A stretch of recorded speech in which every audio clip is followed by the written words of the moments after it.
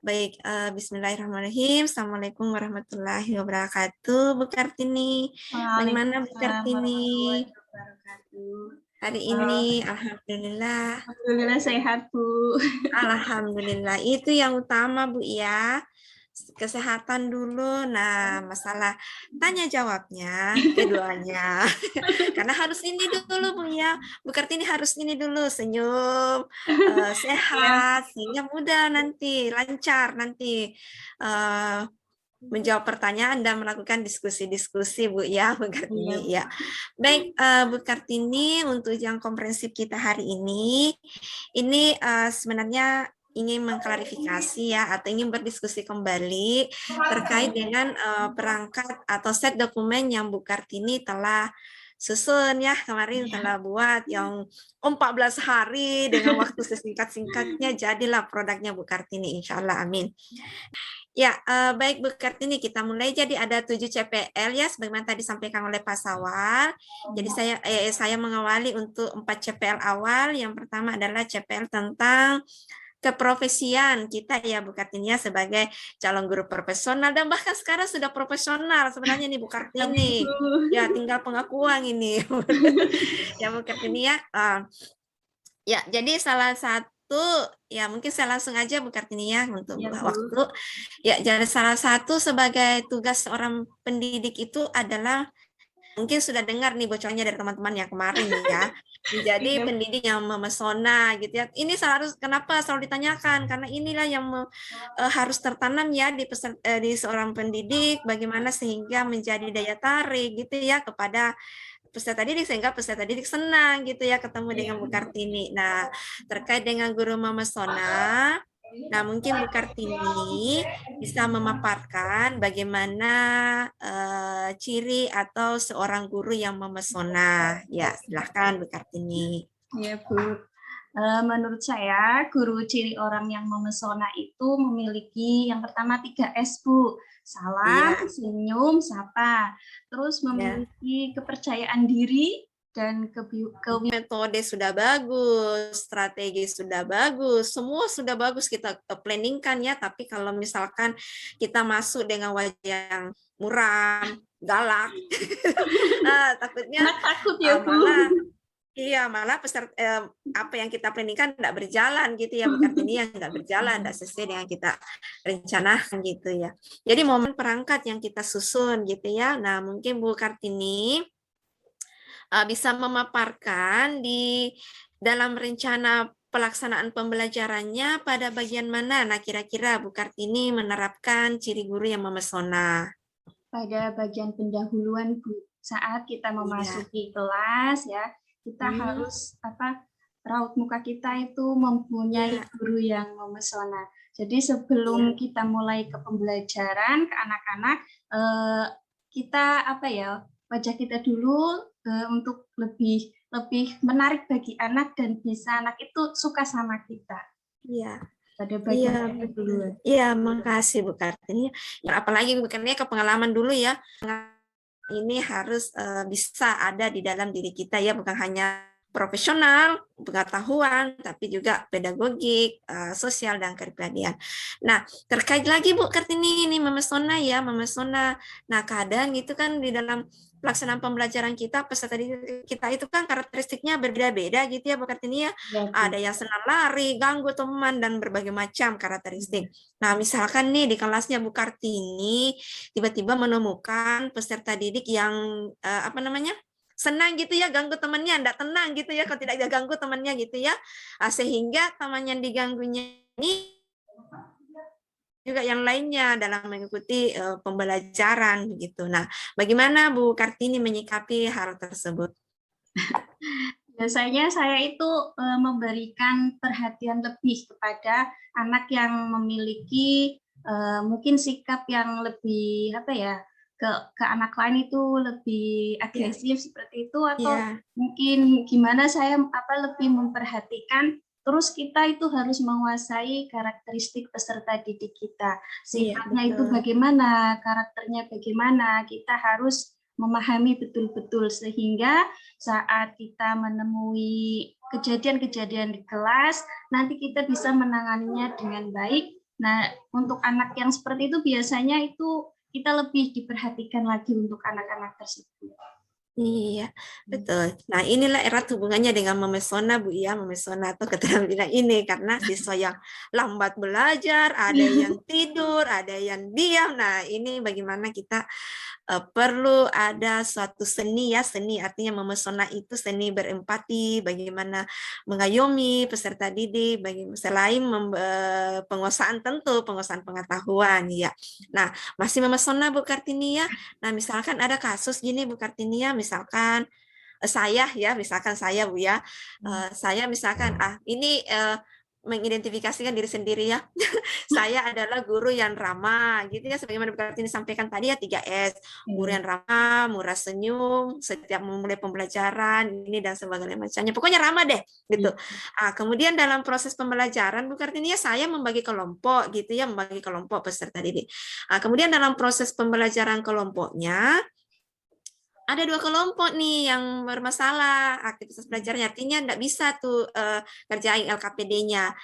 Mereka kepada saya ya bertanya, Bu saya enggak ini, tapi saya kan silahkan dicari sendiri pecahan masalahnya tuh, cari sana gitu ya, buka buku ini tanpa membimbing gitu ya. Oh gini coba sana. Nah, menurut Bu Kartini bagaimana tanggapan Ibu terhadap saya atas ini dikaitkan dengan guru yang memesona, Bu? Nah, bagaimana menurut Bu Kartini? Ya apa yang saya lakukan tadi gitu. Tapi saya sudah murah senyum gitu ya. Ya. Mungkin alangkah baiknya apabila kita ada peserta didik yang bertanya pada kita jangan melemparkan, oh anak suruh gini, tapi kita bimbing dulu anak tersebut, apa yang mereka kurang pahami ya, terus nanti kita jelaskan sebentar kepada anak, kita beri pengertian yang lebih supaya anak itu paham akan perintah kita. Iya.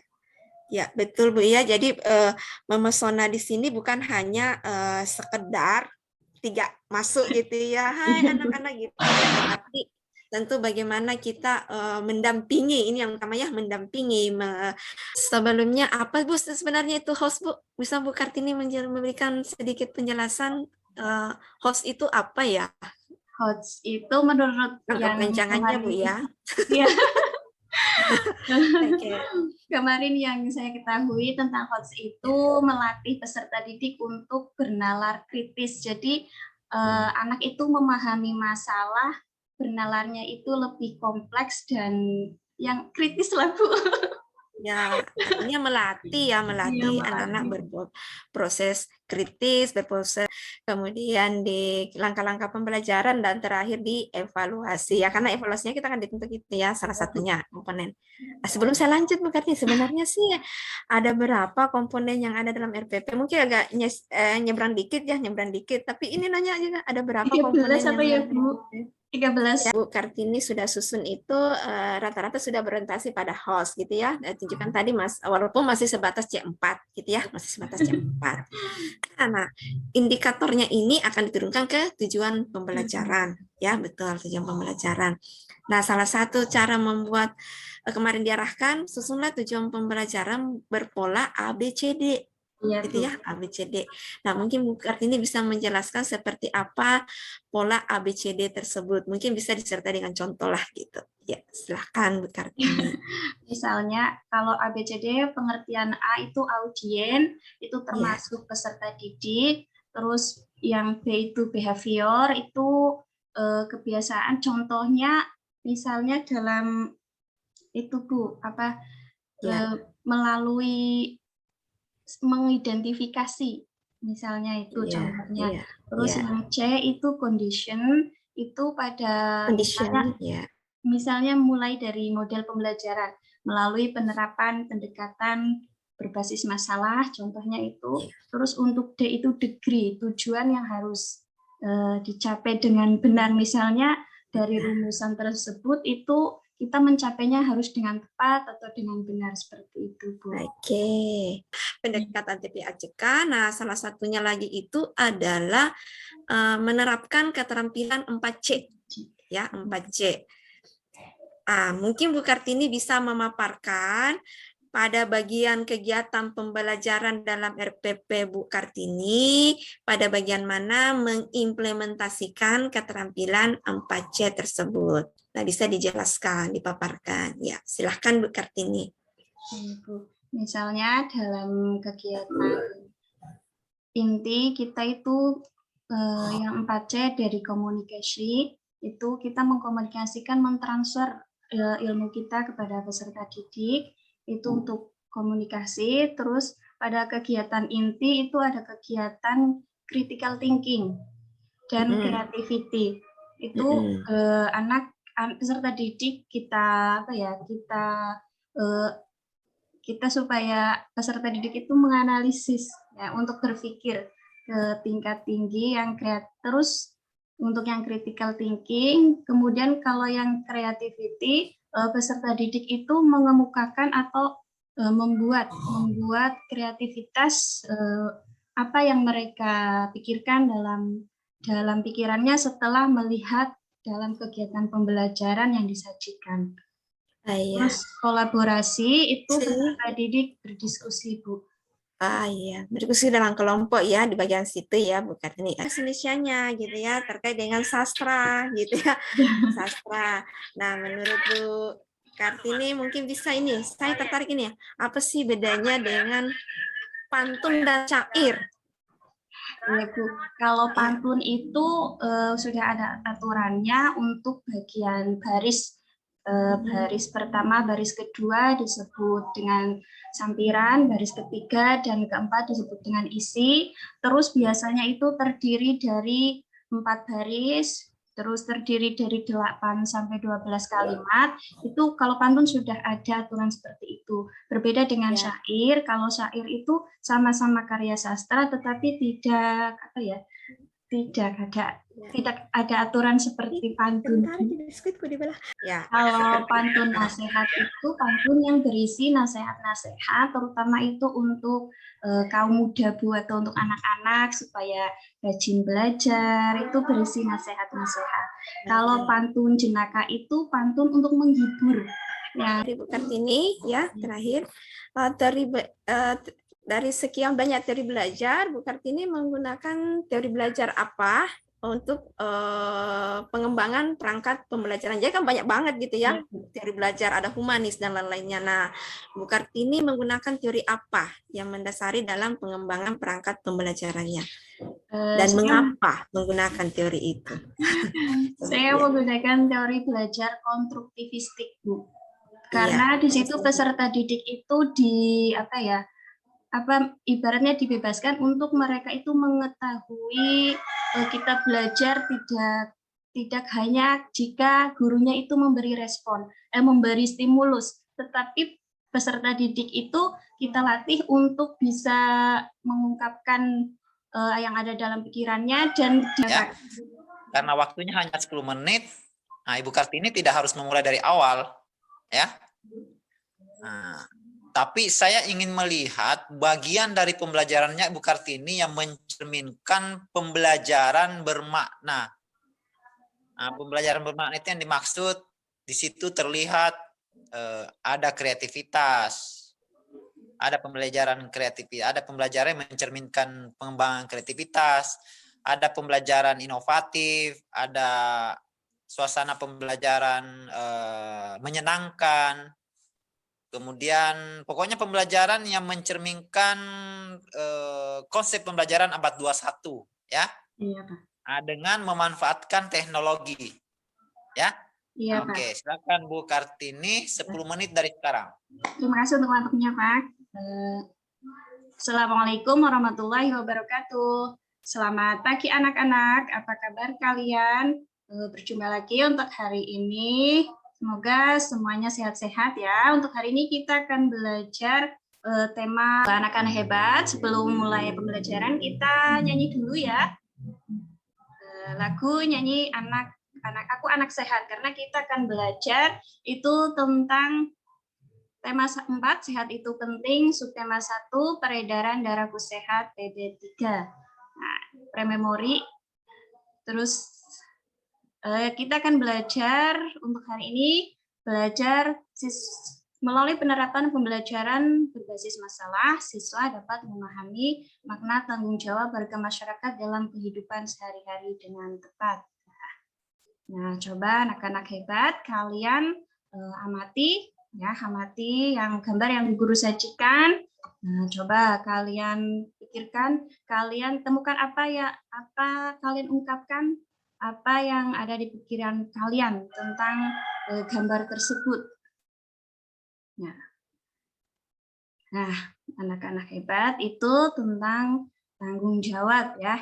Kita harus menanggung keadaan wajib untuk segala sesuatunya ya. Sebagai warga masyarakat yang baik, kita harus bertanggung jawab atas segala sesuatu yang kita lakukan.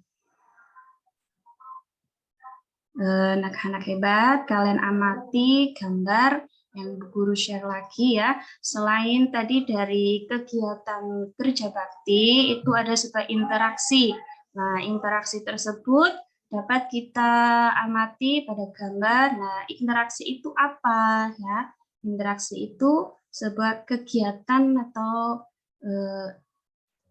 kegiatan kita dengan berinteraksi dengan orang lain ya. Nah, ini ada gambar macam-macam interaksi ya. Yang pertama, interaksi antar individu, yang kedua, individu dengan kelompok, yang ketiga, kelompok dengan kelompok. Dari gambar tersebut, coba kalian amati, kemudian kalian diskusikan dengan teman sebangku. Nah, itu tentang kita mencari contoh lain dari ketiga gambar tersebut ya. Contoh interaksi dari ketiga gambar tersebut. Yang terjadi di dalam masyarakat bisa menghasilkan pola-pola atau bentuk hubungan yang dapat mempererat dan mengubah kondisi masyarakat tersebut. Interaksi sosial dapat berbentuk asosiatif dan disosiatif. Bentuk interaksi yang pertama adalah interaksi asosiatif, yaitu bentuk interaksi sosial positif yang mengarah kepada kesatuan. Begitu mendengar kata asosiasi, yang terbayang ada... Oke, tadi pembelajarannya luar biasa Bu Kartini ya. PowerPoint-nya tampil dengan baik ya. Sisa nanti gimana pengimplementasiannya pada saat PPL. Iya, ya. Pak. Oke, kemudian saya bertanya lanjut lagi Bu Kartini. Salah satu yang harus dicapai, yang harus diketahui, yang harus dipahami oleh mahasiswa PPG, khususnya alumni PPG nanti adalah tentang penilaian. Iya, Pak. Ya. Kita tahu bahwa penilaian itu dilakukan untuk mengukur ketercapaian tujuan pembelajaran. Ya. Iya, Pak. Tujuan pembelajaran ini tentunya menyangkut menyangkut 3 ranah, ya. Ranah kognitif, ranah afektif, dan ranah psikomotorik. Nah, saya ingin mendapatkan penjelasan dari Ibu Kartini dari 2 Untuk instrumen yang pertama, penilaian sikap dan spiritual, saya menggunakan teknik observasi dan penilaian antar teman. Terus untuk sikap pengetahuan, saya menggunakan teknik tes, yaitu bentuk isian. Terus untuk penilaian sikap psikomotorik, saya menggunakan teknik unjuk kerja. Itu Pak, dari ketiga dari penjelasan tadi itu, tentunya pada saat pengimplementasian ya, tentunya di dalam proses ya ada yang namanya penilaian proses ya. Iya Pak. Ada yang namanya penilaian proses. Di bagian manakah dari pembelajaran Ibu Kartini yang mencerminkan pembelajaran proses di situ? Misalnya dari kegiatan inti kita melakukan observasi kepada peserta didik, mulai dari dalam sikapnya bagaimana, terus dalam sikap spiritualnya bagaimana, kemudian dalam proses kegiatan pembelajaran untuk observasinya juga diamati dalam kegiatan inti. Nah, pada kegiatan akhir itu kita akan mengevaluasi untuk mengukur ranah kognitif, ranah psikomotorik, kemudian ranah afektif. Nah, tentunya Ibu Kartini untuk mengukur ya, ini kan ketercapaian tujuan ini kan harus ada alat ukur, dan alat ukur ini betul-betul bisa mengukur capaian pembelajaran yang ingin dicapai. Ya. Iya, Pak. Nah, kemudian Anda menggunakan rubrik. Nah, Iya, bisa Pak. tidak Bu Kartini menjelaskan kami menguraikan dari set pembelajaran yang Ibu susun tentang rubrik penilaian yang mencakup 3 ranah tersebut? Iya, Pak. Untuk yang aspek rubrik ranah spiritual, kita menggunakan rubrik saat anak itu berdoa. Nah, di situ kelihatan apa tidak anak itu berdoanya serius, apa tidak, apa disambil bermain, itu nanti ada rentang untuk penilaiannya, Pak. Terus untuk aspek sikap juga seperti itu, sikapnya jujur, disiplin, tanggung jawab, percaya diri, itu nanti kita ukur melalui rubrik apakah sikap jujurnya itu sudah terlihat baik apa belum. Untuk ranah kognitif kita menggunakan kisi-kisi saat pembuatan evaluasi. Jadi ada kisi-kisinya, terus nanti dibuatkan soal, terus ada kunci jawaban, pedoman penskoran, itu nanti ada pada ranah kognitifnya. Untuk ranah psikomotor juga ada rubriknya saat peserta didik itu melakukan keterampilannya. Jadi nanti dalam keterampilan tersebut anak itu sudah tercapai apa belum. Nanti kita bisa menggunakan centang-centang untuk di rubrik kita. Oke. Kemudian lanjut ya Bu Kartini. Sebagai seorang guru ya, khususnya nanti guru profesional, tentunya Ibu Kartini memahami bahwa seorang mengembangkan dirinya ya. Bagaimana mengembangkan dirinya secara berkelanjutan. Itu yang penting ya.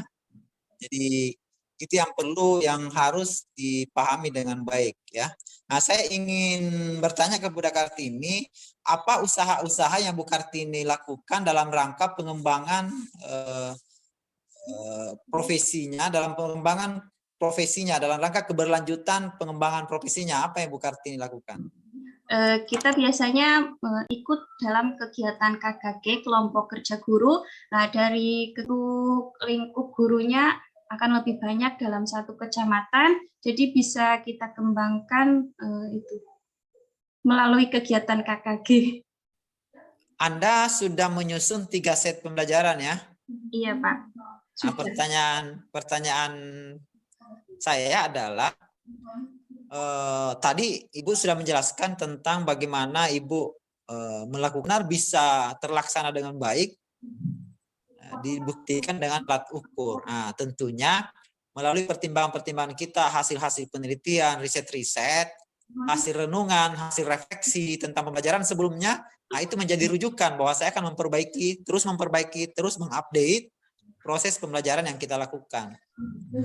Seperti itu ya. Iya, Pak. Tentu juga melalui seminar ya, nanti Ibu harus rajin. Ibu Kartini masih honorer atau sudah PNS? Honorer, Pak. Ya, honorer. Honorer nanti Ibu akan mendapatkan tunjangan ya. Karena nggak punya SIM. Sertifikat profesi itu adalah SIM untuk ngajar ya. Nah, seperti itu. Jadi itu harapannya ya.